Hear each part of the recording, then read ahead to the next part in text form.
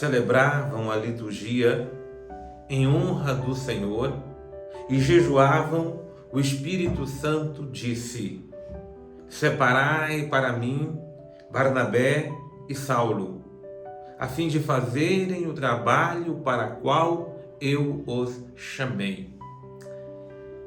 A Igreja do Senhor celebrava a liturgia sagrada.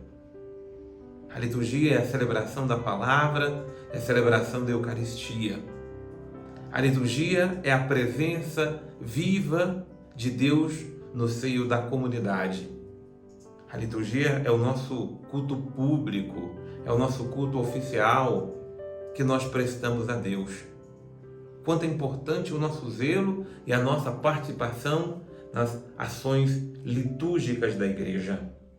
Mas vocês vejam que a liturgia que eles celebravam em honra do Senhor era acompanhada também do jejum. Às vezes a gente esquece até do jejum eucarístico, que é tão necessário. Às vezes a gente, no dia de domingo, se preocupa tanto com o comer e assim por diante, e não observamos que domingo não é o dia do jejum, mas para participarmos da celebração eucarística, nós fazemos o jejum eucarístico. Mas pelo menos um dia por semana é importante se abster dos alimentos para nos dedicarmos à oração, para nos colocarmos na presença do Senhor.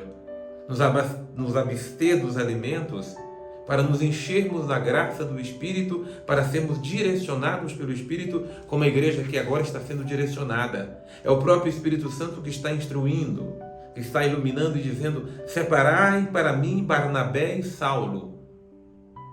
Separai para mim esses dois apóstolos, por quê? Porque eu tenho uma missão para eles, um trabalho designado para eles. A palavra de Deus precisa chegar a Chipre, a palavra de Deus precisa chegar a outros lugares mais distantes. E é por isso que Deus escolhe esses dois instrumentos, homens dóceis ao Espírito Santo, moldados, transformados pela graça do Espírito Santo.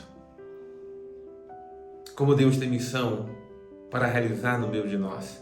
É missão de salvação, de restauração, de casas, de famílias, de cidades, de povos.